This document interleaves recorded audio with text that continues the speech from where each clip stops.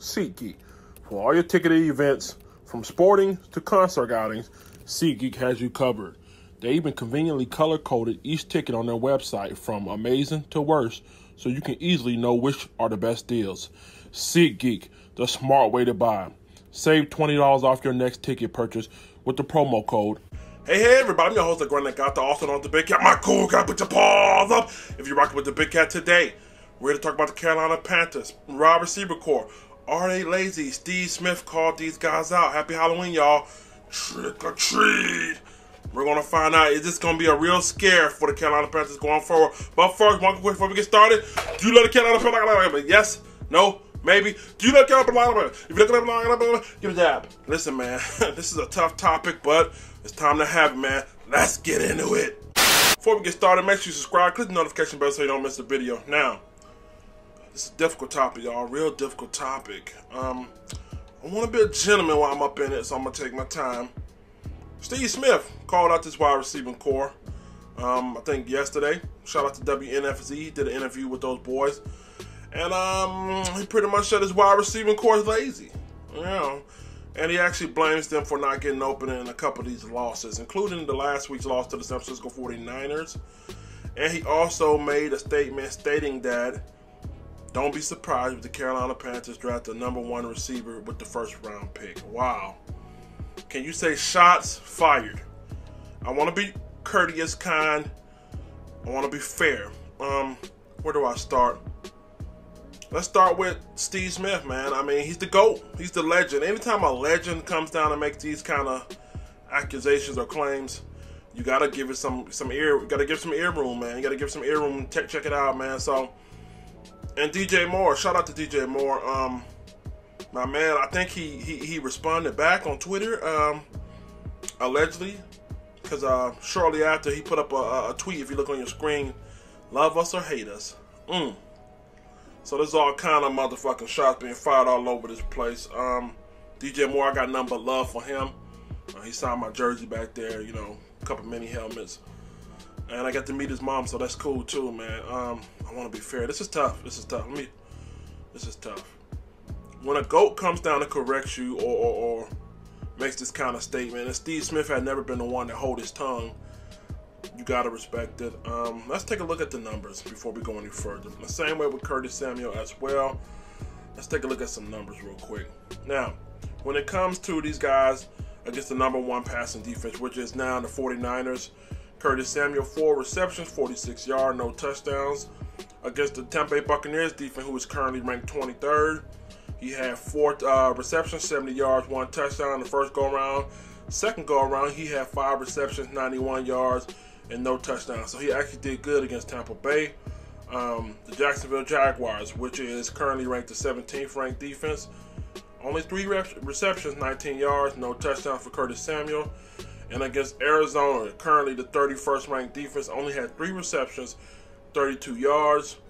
And against Houston, who is currently the 31st defense, he had 3 receptions, 32 yards. And against Arizona, 5 receptions, 53 yards, and 1 touchdown. That's for Curtis Samuel. And let's go to DJ Moore. DJ Moore against the #1 defense and the passing defense. 49ers, 5 receptions, 38 yards. Against the Buccaneers defense, 23rd again. 7 receptions, 73 yards. The first go-around. The second go-around, he had 9 receptions, 89 yards, no touchdown.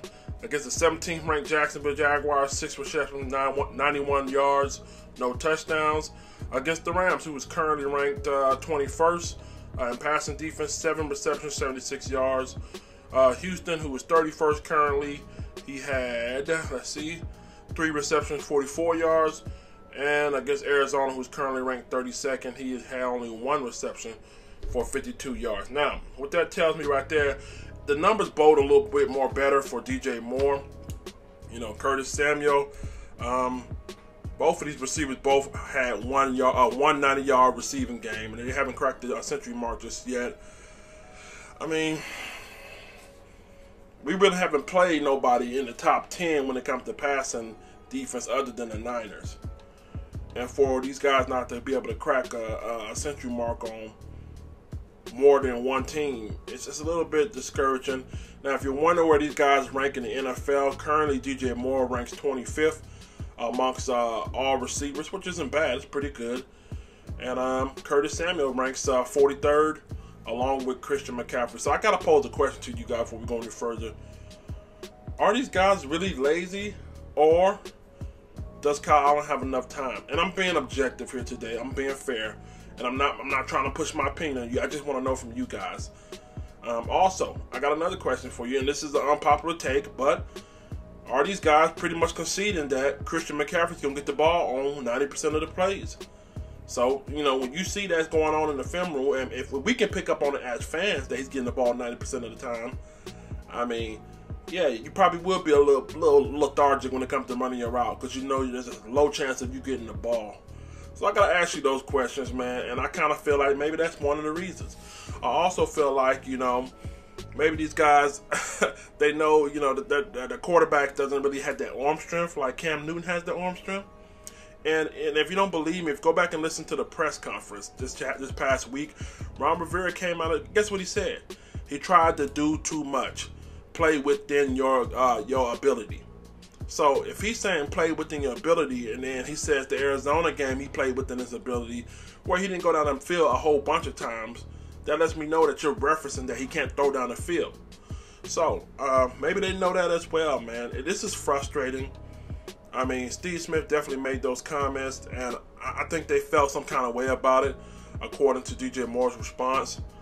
I think it's a little bit, how can I say, it's a little bit disrespectful. My man said they may get another receiver with the first round draft pick. If we do that, man, I'm gonna be pissed, man. Because listen, DJ, and listen, Curtis, I love you guys, man. I believe our receiving core is gonna be all right. I believe our receiving core is gonna be just fine. Y'all guys been through a lot. Y'all got 3 or 4 different lineups when it comes to offensive line. Your number 1 quarterback has been hurt. So I feel you guys, man. And even though there are some games that you guys probably should have got open a little more, but again, I mean, I don't blame you guys. I got love for you guys, and I respect Steve Smith as the GOAT as well. Man, DJ and Curtis, don't take it personal, man. I know this tough to hear, from a legend, a GOAT. And, I'm pretty sure there's some validity to it, man, but there's more than what the eye meets. He's a GOAT, man. This is what you do when you're going through tough spells and tough stretch in your craft. You listen to your peers. You listen to people who've done it before, legends in this game. So take it as a grain of salt. You know what I mean? And if I were you guys, really, I would reach out behind the scenes and say, yo, what can we do to get better? Show me what we can do to get better. But Steve Smith pretty much, I don't know. Maybe did he hint at these guys were lazy, or did he hint at these guys weren't that good? Anytime he said we're going to spend the first round pick on a receiving core, and did the team disrespect us? Disrespect them, excuse me. They pretty much came out and said during the trade deadline we're going to try to get a receiver. They made it clear they were trying to get a receiver. So are these guys pretty much like, yeah, we ain't feeling these guys like that? There's a lot to be made of this. This is big news. I don't care what nobody says. This is big news, but I'm a little taken for a loop by this, man, and it's caught off guard. But DJ, Curtis, and the rest of you guys, hold your head, man. Hold your head. I know it sucks. Right now, I think people are just looking to find someone to blame, and you guys tend to be the popular target. Last but not least, man, I honestly believe that, what really needs to happen is maybe they need to hire Steve Smith as a receiving coach. I think they should have made that move from the go. They didn't. Listen, he has a lot to teach. I really think these guys are just raw. I don't think that they're sorry. I don't think that these guys are lazy. I think they're real raw. They're real explosive when it comes to talent. As I said before, they're not deep threats quite just yet. They're space eaters, right? So they can get open in space and they get yak. They get yards at the catch. So when they don't get open, it's surprising because that's what they excel at. That's their best attribute, getting open in the short game, intermediate game, stuff like that, and then turning it for a big 50-yard run or 20-yard run, stuff like that. So when that doesn't happen, that's when people's eyebrows goes up. So I never expected these guys to just be going out there catching vertical routes like Randy Moss and shit like that. Even though they have the speed to do that, that's not their best attribute. So I think they just raw. They're young and they need to be cultivated. And no disrespect to our current wide receivers coach, but I think Steve Smith, he knows the game a lot better than your average coach or player. So why not go ahead and make a play for him? If not, at least bringing him in as an assistant to help cultivate these guys. I think they felt kind of smug by it, but it's all right, man. It's all good, man. Shit gonna get greater later. This kind of brings me down on both ends, man. Get in the comment section. I'm your host, Gwen. I got the awesome on the Big Cat. Cool, guy, put the balls up if you rock with the Big Cat. Let me know what you think about this. Are our wide receiving core lazy? Or is it that these guys are young, they need more training, they need to be cultivated a little more? Or is it the offensive line fault, they're not buying time? Is it the scheming? Are they tired of seeing Christian McCaffrey getting dink and dunk all day and they just kind of like, you know what, fuck it, he's going to get the ball, we're going to back off? Or is it Kyle Allen not be able to drive the ball? There's a lot of intangibles that go into just getting open, getting ready to get the ball thrown to you. So I want to hear from you guys. Get in the comment section. I'm your host, Gordon. I got to make sure you to the podcast. Anchor FM, Spotify, Google Podcast, and wherever else we are. Make sure you check out the store, represent.com. Let's get up out here. Let the church say that. Yo, Big Cat here. One quick question before I get started. Do you like it? Yes? No? Maybe? Do you like it? If you don't like it, give it that. Check this out, y'all. Head over to represent.com. Join the Big Cat. Show your support as a cool cat. And show that fandom off by rocking your favorite YouTuber's latest merchandise. The link to the store is in the profile description. Listen, don't forget to give me that dab and keep pounding. Pause up.